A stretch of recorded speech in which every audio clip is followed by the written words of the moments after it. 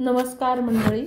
जगा वेगळे जगा वेगळे अष्टावक्र संहिता मूळ संस्कृत सूत्रांचे पद्य रूपांतरण गद्य विस्तारासहित श्री नारायण पाटणकर रत्नागिरी लिखित भाग 16 प्रकरण 11 चैतन्यरूप अक्रिय केवळ असणेपणी मोक्षमय असते मात्र.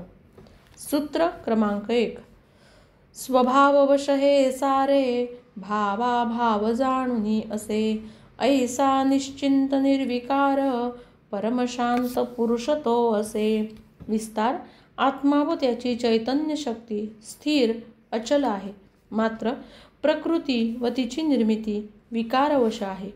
अनित्य, रूपांतरात, परिवर्तनात बंदिस्त आहे.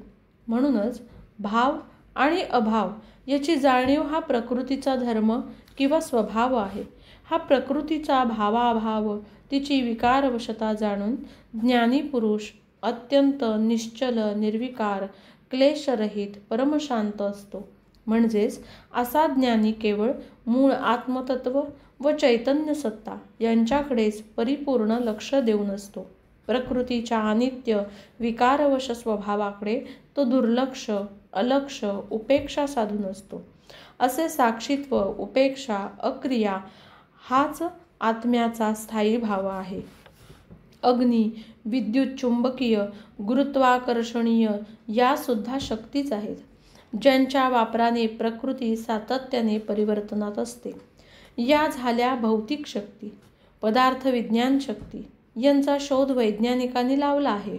प्रकृती व तिच्या शक्ती हे आहे वस्तुविज्ञान. मात्र आत्मा किंवा चैतन्य सत्ता हे या शक्तींनाही आधारभूत तत्व आहे.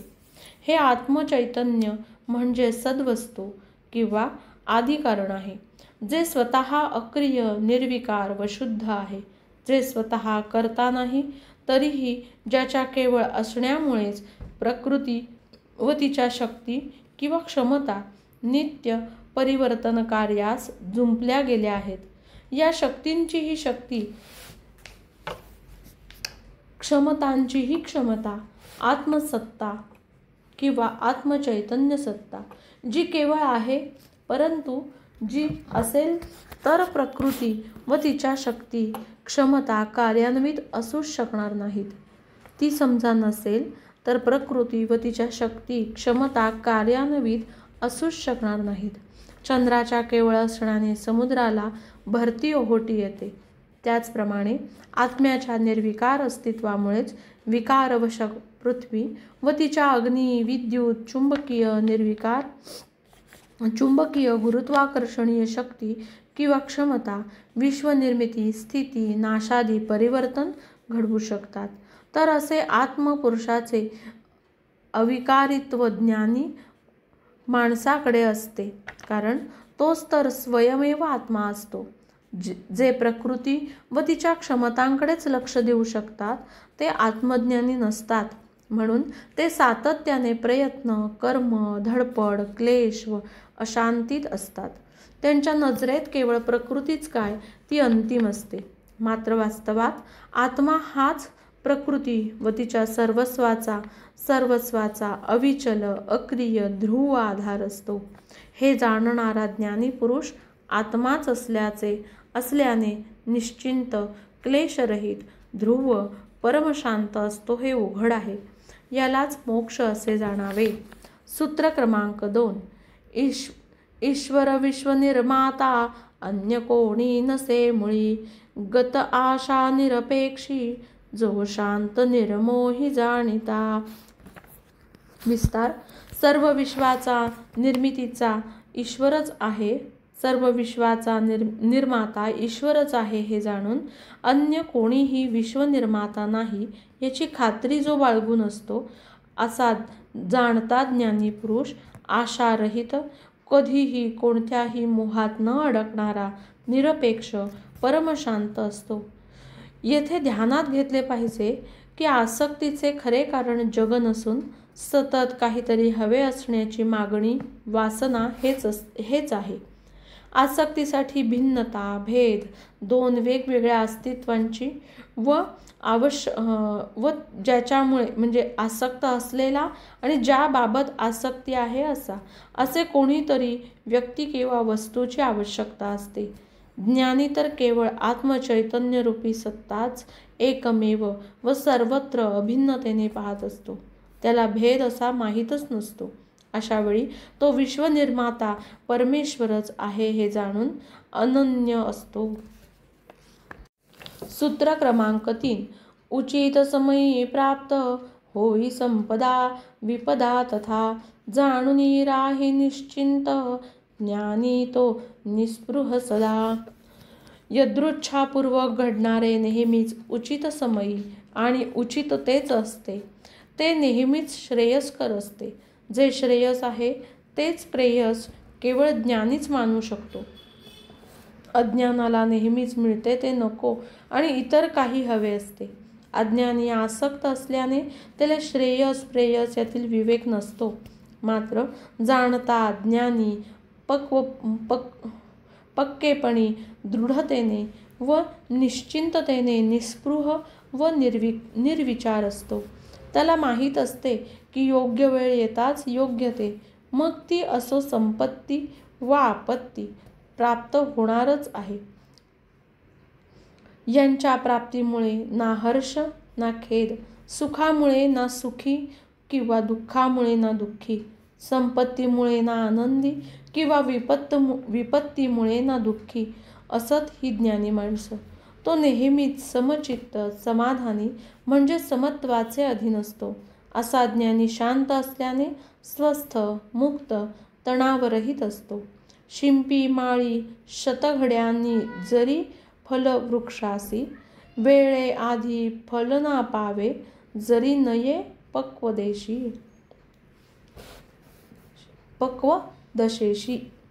माळ्याने जरी रोज 100 घडे किंवा लोटे पाणी फळवृक्षाला घातले तरी जोपर्यंत पक्वदशा किंवा फळधारणेचा उचित समय येत नाही तोपर्यंत फळवृक्ष फळधारणा करू शकत नाही.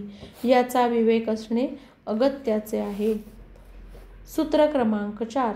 दैववश सुख दुःख जन्म मृत्यू जाणुनी कर्मलिप्त न ज्ञानी सहज कर्म साधुनी. विस्तार.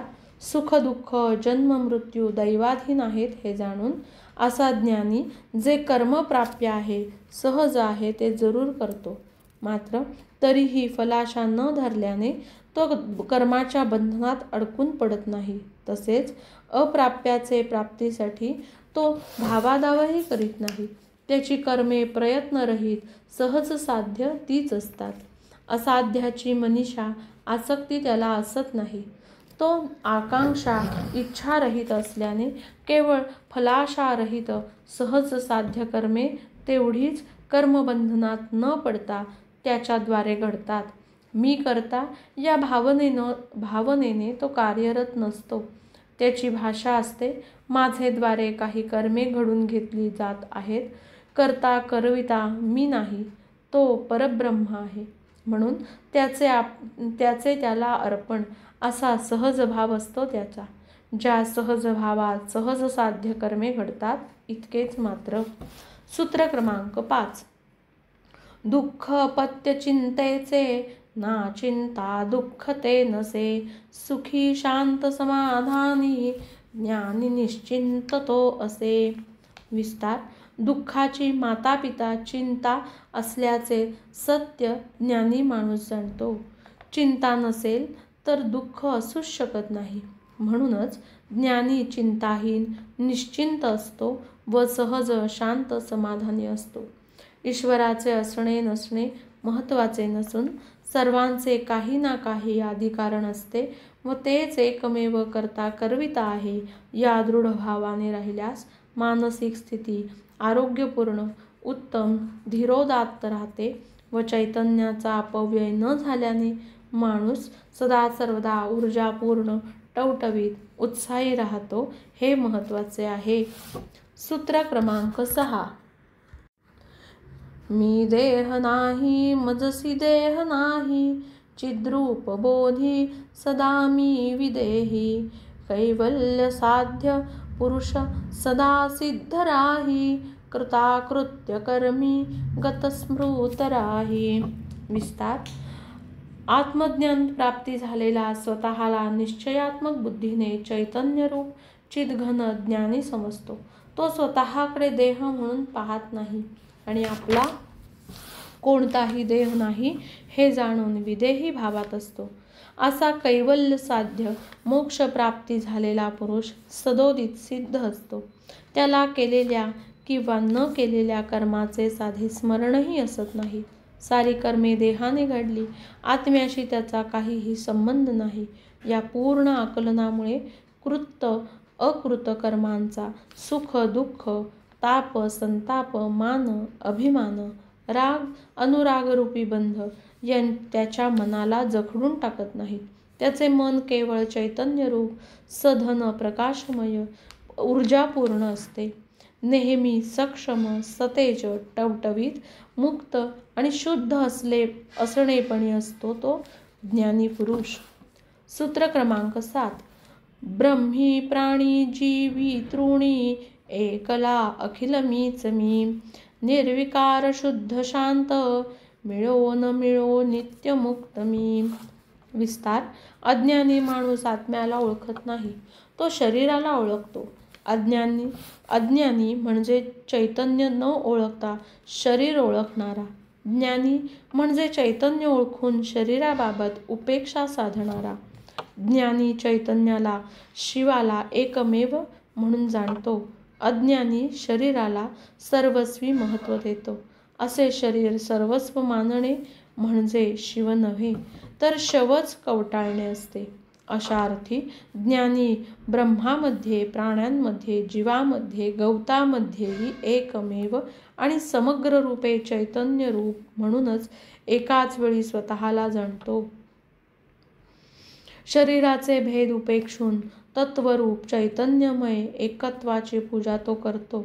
तो नेहमी निर्विकार, परमशांत व आणि विशुद्ध चैतन्यरूप असतो व राहतोही.